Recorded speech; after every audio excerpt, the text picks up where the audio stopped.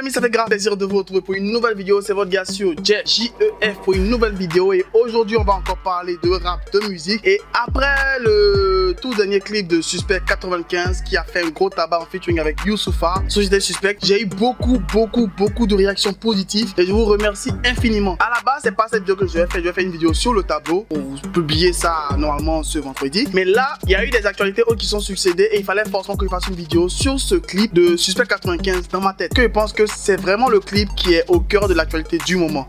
Vous allez voir au fur et à mesure du décryptage et de l'analyse ce que je veux dire par là. Donc sur ce, mettez vos écouteurs pour ceux qui ont les écouteurs. Pour ceux qui n'ont pas d'écouteurs, mettez le son fort et montez le volume car votre gars sur Jeff va vous faire plaisir avec une analyse et un décryptage de clip. Bam!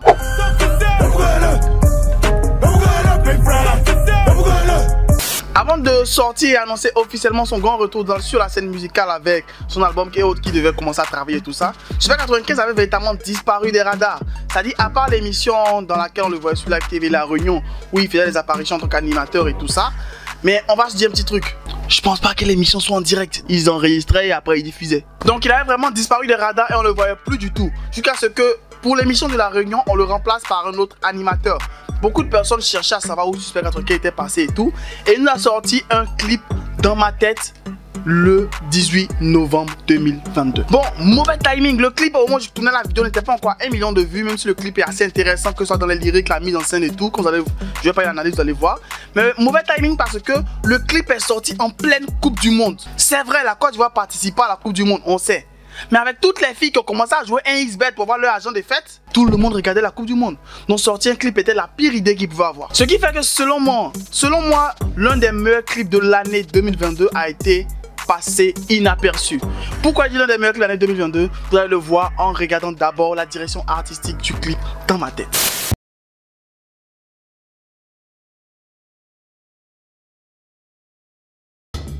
Déjà pour le clip dans ma tête, il a utilisé deux trucs assez intéressants. Il a utilisé d'abord dès le début du clip ce qu'on appelle une ouverture de scène. D'autres appellent ça ouverture de clap et autres. Bref, pour ceux qui font le montage vidéo, ça se fait avec l'effet recadrage où tu ouvres légèrement les palettes et tout. Juste pour pouvoir envoyer le spectateur, celui qui regarde la vidéo, dans une ambiance douce et posée. Comme si il ouvrait ses yeux pour pouvoir découvrir quelque chose et aller doucement. Et dès le début du clip, on se rend compte que le clip est en blanc-noir. Je pense que c'est fait exprès déjà pour plonger dans l'ambiance assez morose et assez triste dans laquelle ils veulent mettre le spectateur avant de commencer le son. Parce que le clip était diffusé en avant-première et dans les commentaires, dans les chats et autres, les gens voulaient du truc super hard, super violent, super bad boy et tout. Donc déjà commencer le clip doucement permet de dire calmez-vous, on va y aller doucement. La première scène, bon, c'est vrai que le clip était réalisé en plan séquence. Plan séquence, c'est-à-dire quoi? Ça a été filmé du début à la fin, sans cut, sans rien. C'est-à-dire c'est le caméraman ou le cadreur qui a fait taper tout le boulot avec son stabilisateur ou son ronin qui a pu faire tout le travail. Même si honnêtement je pencherais pour un drone. Si le making of du clip est sorti, que vous pouvez me dire en commentaire, dites-le moi. Parce que arriver à gérer le ronin et autres avec le spot lumineux qui est là sans qu'on voie l'ombre à aucun moment du clip. Ouais, cadre là il est fort. Donc le clip s'ouvre avec un Suspect 95 qui est assis sur une chaise et qui a la tête baissée. Pour ceux qui ont déjà vu l'une des vidéos que j'ai déjà analysées sur la chaîne de Stromae, dans son clip qu'il avait fait également où il parlait un peu de tout ce qui concerne la solitude, là, bon on va dire, soyons honnêtes, selon la dépression et tout ça, il avait commencé aussi étant assis sur la chaise et posé calme, avec un fond de scène assez simpliste. Et c'est quasiment la même chose là. Pour ne pas que celui qui regarde le clip autre se laisse distraire par quoi que ce soit, on a juste Suspect 95 qui est là, tête baissée, et qui va commencer à se confier au fur et à mesure. Et le truc assez intéressant, c'est que lorsqu'il commence à rapper, pour ne pas dire qu'il commence à faire son monologue, parce que c'est limite un monologue avec une instrumentale, il commence à faire son monologue, il ne regarde pas déjà la caméra. C'est-à-dire pour l'instant, comme il est au début de son histoire, il ne regarde pas la caméra et tout, il regarde un peu dans le vide. Du genre, il n'a pas encore le courage d'affronter notre regard à nous. Donc il est concentré, il est calme, il regarde ailleurs. Il est certes limite en 3/4 vers nous, mais il n'est pas encore prêt à supporter notre regard à nous avant de véritablement nous raconter toute l'histoire. Et là, c'est vrai que comme je vous ai dit, on est en plan séquence, mais le truc qui est assez intéressant, c'est que il reste assis pour raconter le début de sa carrière jusqu'à ce qu'il y a eu avec sa femme, que tout le monde connaît, on va pas revenir là-dessus. Et lorsqu'il commence à se lever, c'est lorsqu'il y a eu ce fameux moment où on lui dit, viens, il faut qu'on reprenne le boulot, il faut qu'on reprenne le taf, que toute l'équipe t'attend, tout le syndicat t'attend, reviens, on va refaire le taf. Là, il se lève pour essayer d'aller, mais il nous regarde toujours pas. Juste pour dire qu'il le fait, mais juste parce qu'on demande de le faire. C'est comme si c'est plus un geste téléguidé qu'un geste naturel venant de lui. À 2 minutes 2 secondes précisément, il y a Super 95 qui change. Bon, pas Super 95, c'est mauvais de le dire. Mais il y a l'ambiance du clip qui change. On passe maintenant à une lumière rouge et un effet assez flou. Comme je vous l'ai dit, on a comme référence et autres le clip de Stromae qu'il a fait également. Son clip, l'enfer de Stromae qu'il a fait également étant assis et tout. À un moment donné, il y avait le jeu des yeux et autres, des petits moments où la vidéo saccadait ou s'ambiançait et tout. Juste pour montrer un état d'esprit. Et là où il parle de dépression, du moment où il commence à devenir fou, sa tête commence à aller un peu bizarrement. On a cette ambiance là qui est ajoutée en plein milieu du tournage. Parce que ça ressemble pas à un truc de post-production. Ça doit être sûrement des spots et autres. Je pense sincèrement que c'était tourné sur une scène. Je pense à la scène d'Institut française parce que c'est la scène assez large que j'ai en tête là sur le coup. Tout au long du clip, tout au long du morceau, Super 95 n'ose pas regarder la caméra.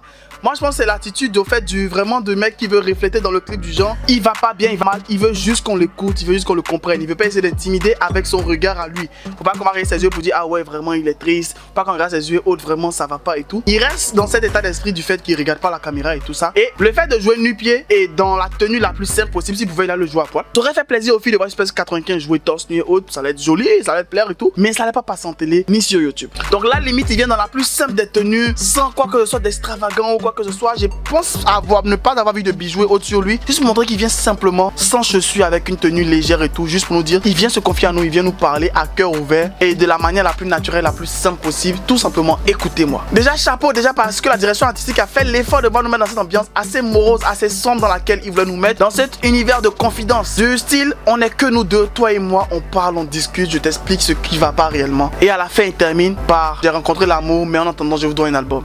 Donc c'est pour cela que j'étais pas là, mais préparez-vous pour l'album qui arrive. Bref, on va attaquer les lyriques et c'est là qu'il y a beaucoup plus de détails parce que le clip, à part le fait que ce soit en plan séquence qui est un truc assez intéressant, même si on sent que vraiment le cadreur a beaucoup tremblé avec le stabilisateur, mais c'est vraiment un truc assez difficile de pouvoir faire réaliser un clip en plan séquence.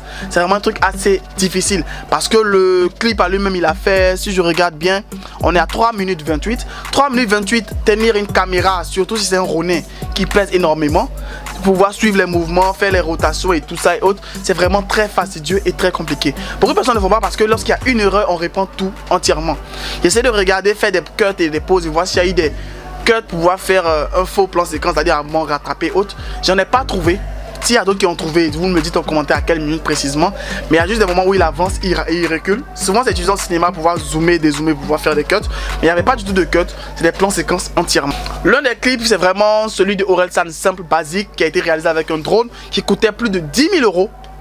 C'est-à-dire tout ce que vous avez vu dans le clip simple basique de Orelsan, c'était fait en plan séquence. Ça c'est un exemple vraiment marquant de derniers clips qui ont été faits en plan séquence. Il y en a très peu parce que très peu de personnes osent le faire, c'est vraiment très compliqué à faire.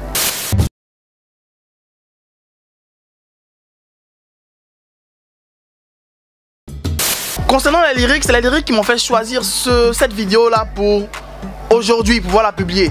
Parce que je sais que vous l'avez tous vu, pour ceux qui sont en Côte d'Ivoire et autres, ces informations de ces derniers temps, cette multitude de cas de suicide et autres qui sont des personnes qui sont soit suicidées et qu'on découvre les corps, ou soit des personnes qui veulent passer à l'acte et qui veulent pas du tout qu'on les sauve et tout ça.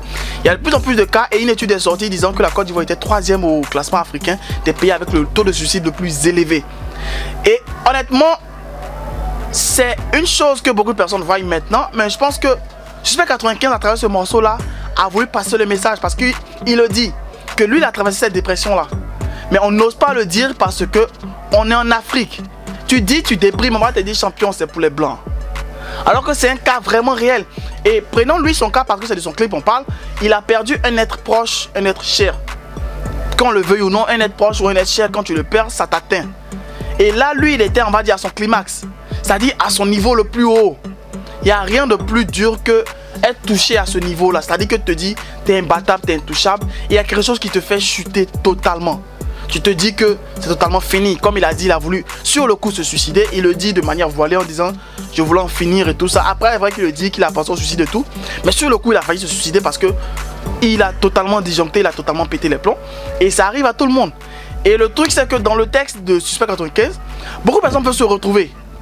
Et ce qui arrive avec la nouvelle génération de 2.0, c'est que on est tous une génération de dépressifs qui se camouflent à travers les réseaux sociaux. Dans le cas par exemple de Suspect 95, qui est une célébrité super connue et tout ça, il allait mal. Mais il était obligé de tenir le pari pour faire son palais de la culture comme il a dit.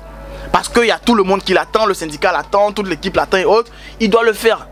Mais il le fait et il va pas bien. Et là, c'est l'un des premiers pas vers la dépression, le fait de te mentir à toi-même. Tu fais en faisant croire aux autres que ça va, tu vas de plus en plus mal. Et c'est un cercle vicieux. Et beaucoup de personnes sont de ce genre de choses-là, mais ne le savent pas. Et pourquoi j'ai dit qu'ils sont camouflés par les réseaux sociaux? Parce que quand tu es dans des amis autres, tu peux pas leur dire en face que ça va pas. Parce que déjà, il y a plein qui ont fait cette routine de les gens m'aiment pas, moi je m'aime et tout. Honnêtement, plus de la moitié des personnes qui disent non, tout le monde ne m'aime pas, je m'en fous, je m'aime moi-même, ça me suffit. Beaucoup de personnes qui disent ça se mentent à eux-mêmes. Parce qu'on peut pas vivre en autarcie, c'est-à-dire vivre toi seul et autres. Et que tu le veuilles ou non, le regard des autres influence véritablement sur toi. Et c'est ce qu'il veut vraiment monter dans ce son.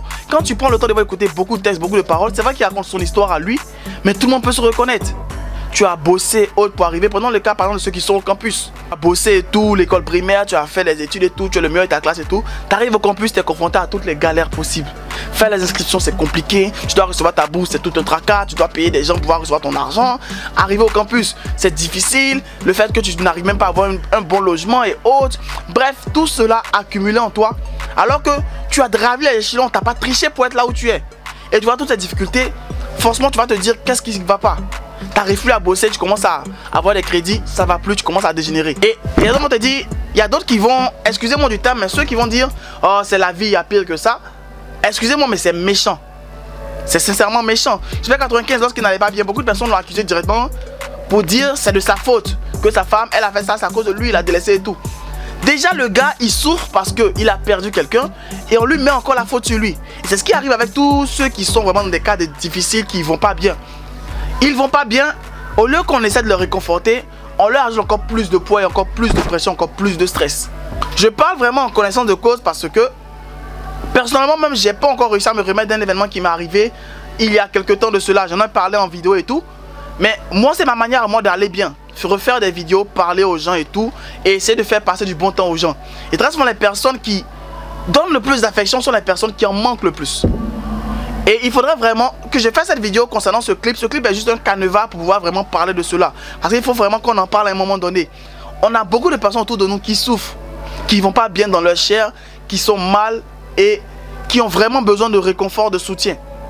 Mais nous, on est plus intéressés par notre petite personne ou plus intéressés à rabaisser ces personnes-là. Peu importe la personne, peu importe qui la personne est, la personne a des sentiments, la personne a des ressentis. Lorsque vous voyez un ami ou un pote qui met un statut avec un cœur brisé, ça vous coûte rien de lui écrire pour dire qu'est-ce qu'il a, qu'est-ce qui va pas. Un pote met un statut pour dire j'ai passé une mauvaise journée, écrivez-lui pour savoir comment il va pas, comment il va du moins. Parce que beaucoup ont l'habitude d'écrire aux autres quand ils voient une story qui est intéressante. Ah, envoie-moi la vidéo. D'abord on dit bonjour, oui, on dit bonjour et essaie de télécharger ton iPhone et faire l'enregistrement d'écran, je sais pas, envoie la vidéo. Arrêtez d'écrire à vos amis, à vos proches seulement lorsqu'il y a des choses qui vous intéressent, qu'ils publient, comme souvent des vidéos drôles. Écrivez-leur aussi pour savoir comment ils vont, comment ils se portent et tout ça. Ça va faire que beaucoup de personnes vont aller beaucoup mieux. Je fais 95, lui il a dit dans l'un des textes que souvent tu as cette force en toi pour pouvoir surmonter cette dépression, mais il faut qu'on te le dise. Et ces personnes qui doivent le dire, c'est nous. C'est moi, c'est toi qui regarde la vidéo. C'est ton ami à qui tu vas partager la vidéo. Parce que oui, s'il vous plaît, partagez la vidéo pour qu'on fasse beaucoup de vues. C'est intéressant que beaucoup de personnes puissent voir la vidéo. Malheureusement, ce clip est passé inaperçu parce que déjà de 1, mauvais timing de diffusion. Le clip est sorti pendant la Coupe du Monde le 18 novembre. Plein début de la Coupe du Monde, c'était mal joué. Et en plus de cela, c'est sorti au moment où il y avait beaucoup de sons d'amusement qui sortaient. On a plus les yeux vers l'amusement. Je pense que ce qui arrive actuellement était prévisible. On était classé comme l'un des pays les plus joyeux, les plus heureux dernièrement. Alors qu'en réalité, on sait qu'au pays, c'est chaud. Quand quelqu'un montre qu'il est trop heureux, c'est qu'il ne va pas bien du tout. C'est pour ça que souvent, il y a un humoriste plein d'humoristes et autres qui sont vraiment célèbres, des stand-up et autres, ils ont tous passé des phases de dépression.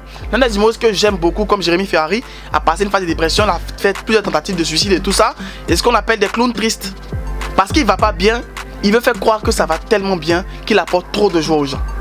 Honnêtement, j'ai pas voulu prendre texte par texte, lyrics par lyrics pour juste faire un truc d'ensemble. Vraiment vous dire ce que j'ai compris de manière générale. Parce que au final, il dit dans ma tête, Stromae son son c'était l'enfer. Il n'a pas donné de nom. Stromae, c'est vrai qu'il a parlé comme s'il parlait de chacun, pas de manière précise. Mais lui, il s'est confié parce qu'il vit quelque chose.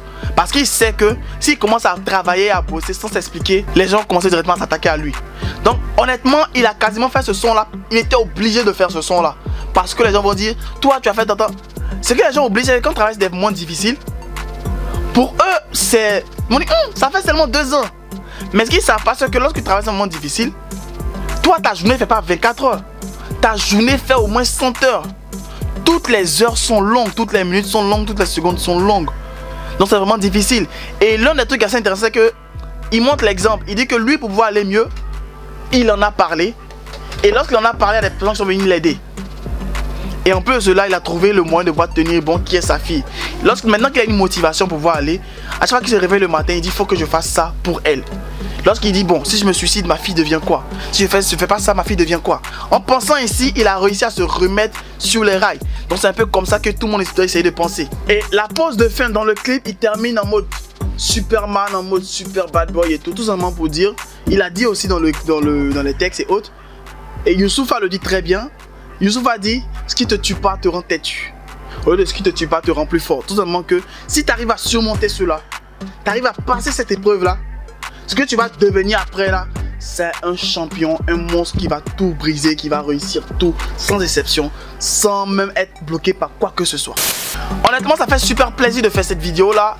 C'est assez différent parce que beaucoup s'attendaient peut-être à une analyse et un décryptage assez poussé, assez approfondi et tout ça. Bref, j'ai pas voulu faire cela parce que je pense que j'ai voulu plus donner le message de fond qu'il voulait donner à travers ce morceau là. Et le message de fond c'était tout simplement, il a dit de manière brève et crue, mais beaucoup de personnes le traversent.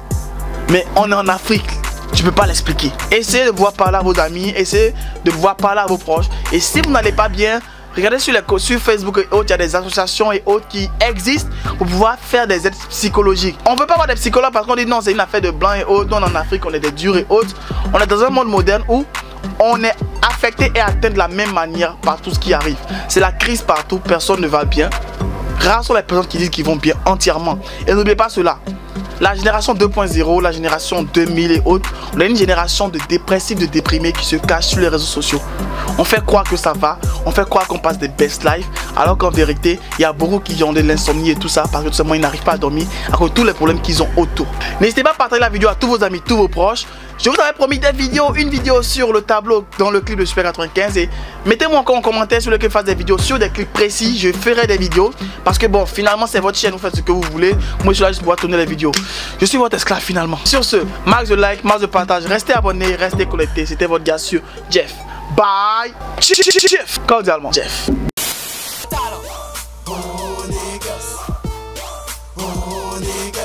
Historique et incompris, tu parles de moi, tu fais ma pub, archiduc prend des ailes sans voix de Red Bull. Tu veux me stopper, pas de chance, tu veux m'éviter comme le vent. Archiduc débarque, les jaloux en masse. J'ai pas encore de cachet, mais déjà un tas de sorciers. Viens pas ici m'embêter, sinon je serai enragé. T'es pas mon négro, on n'est pas des rivaux. Croise pas mes potos, non pas des héros.